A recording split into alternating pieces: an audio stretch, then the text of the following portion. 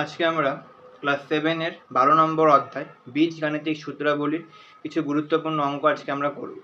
গত ভিডিওতে আমরা বীজগণিতের সমস্ত সূত্রগুলো স্টেপ বাই স্টেপ কোত্থেকে এসেছে সেগুলো আমরা করেছিলাম। আজকে আমরা কিছু অঙ্ক করব। প্রথমেই আমরা করব কষে দেখি 12-র 1-এর 7-এর 1 নম্বর অঙ্কটা।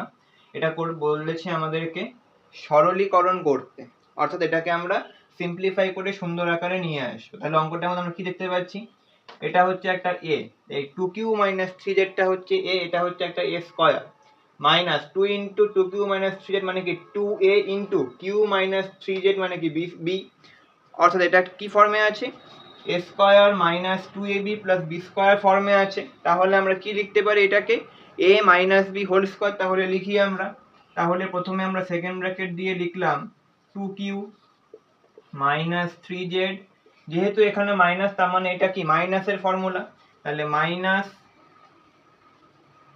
q minus 3z second bracket close করে হোল স্কয়ার। এখন আমরা এখানে ফার্স্ট ব্র্যাকেট গুলোকে তুলে দেব, তাহলে কি আসছে 2q মাইনাস 3z।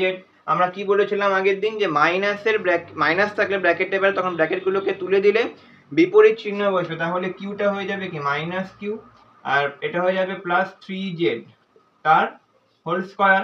অর্থাৎ এখানে মাইনাস 3z এবং প্লাস 3z কাটা চলে যাবে, তাহলে পড়ে থাকলো শুধু 2q মাইনাস কিউ তার হোল স্কয়ার ইকুয়াল টু শুধু কিউ তার whole square equal to Q square. তাহলে এটাকে আমরা একটা সরলীকরণ রূপে পেলাম। এখন আমরা করব 8-এর আই নাম্বার। এটাকে বলেছে বর্গ আকারে প্রকাশ করতে। কি আছে অঙ্কটা, 16a square minus 40ac plus 25c square, এটাকে বলেছে একটা বর্গ রূপে প্রকাশ করতে। আমরা তো দুটো বর্গই পড়েছি, একটা হচ্ছে a plus B whole square আর একটা হচ্ছে a minus B whole square. তাহলে এখানে আমরা দেখি, যেহেতু এখানে আগের থেকেই মাইনাস, তাহলে a square minus 2ab plus b square, তাহলে আমরা বুঝতে পারছি এটা a মাইনাস বি হোল স্কয়ারের ফর্মুলা হবে। তাহলে 16 হচ্ছে কি 4 স্কয়ার, a স্কয়ার কি a স্কয়ার, তাহলে এটা হচ্ছে 4a তার whole square minus 2 into a কত এখানে 4a, তাহলে 2 ইন্টু 4a ইন্টু এটাকে ভাঙলে আমরা কি পাচ্ছি 25 মানে 5 স্কয়ার, তাহলে 5c তার হোল স্কয়ার।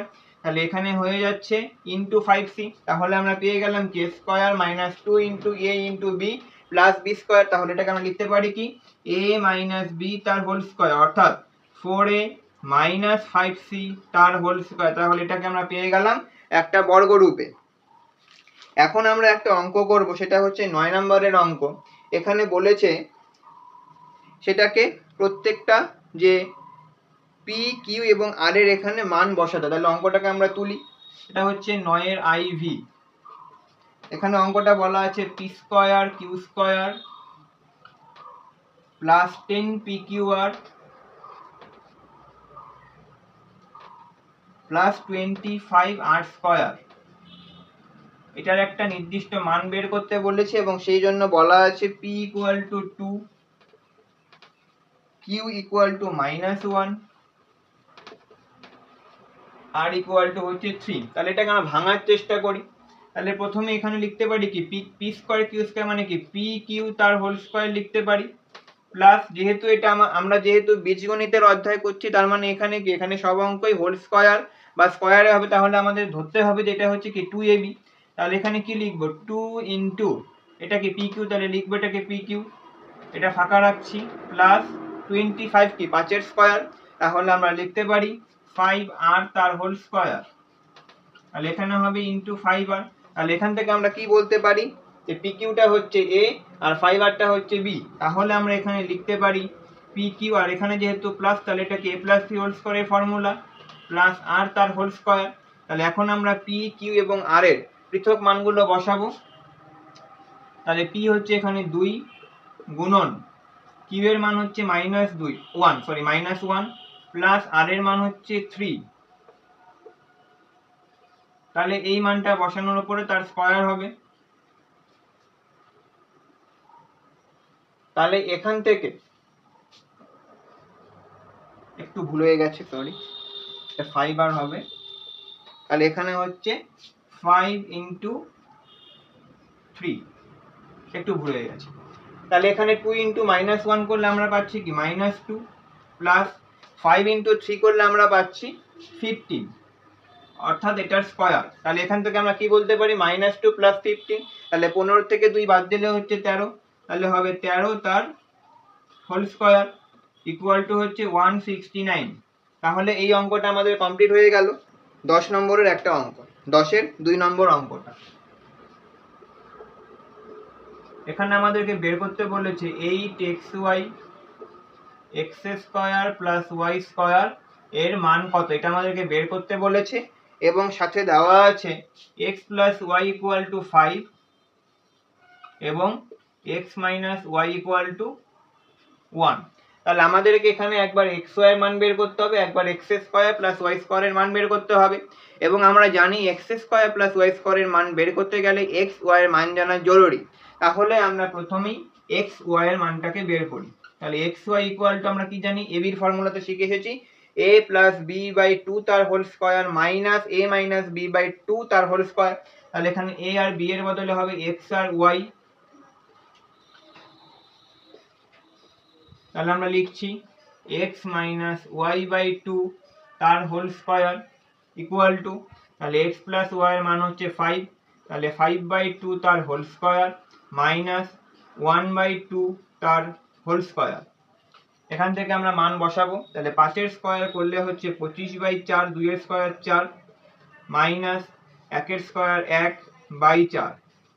তাহলে এখান থেকে আমরা লিখবো কি, ভগ্নাংশের বিয়োগ করে 4।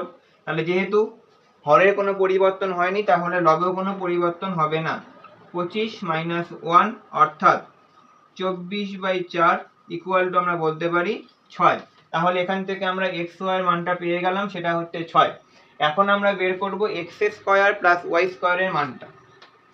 x square plus y square, আমরা কি জানি, a স্কয়ার প্লাস b স্কয়ারের দুটো ফর্মুলা হয়, একটা হচ্ছে a প্লাস b বাই 2 তার হোল স্কয়ার মাইনাস 2ab, আর একটা হচ্ছে a মাইনাস b বাই 2 তার হোল স্কয়ার প্লাস 2ab।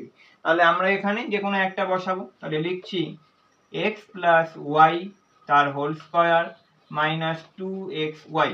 তাহলে এখানে আমরা x প্লাস y এর মান দেওয়া আছে 5, তাহলে এখানে হবে 5 তার হোল স্কয়ার মাইনাস 2 ইন্টু হবে হচ্ছে x y এর মান বলা আছে 6, তাহলে গুণন 6, তাহলে 5 এর স্কয়ার হচ্ছে 25 মাইনাস 6 দুগুণ হচ্ছে 12 ইকুয়াল টু আমরা লিখতে পারি 13।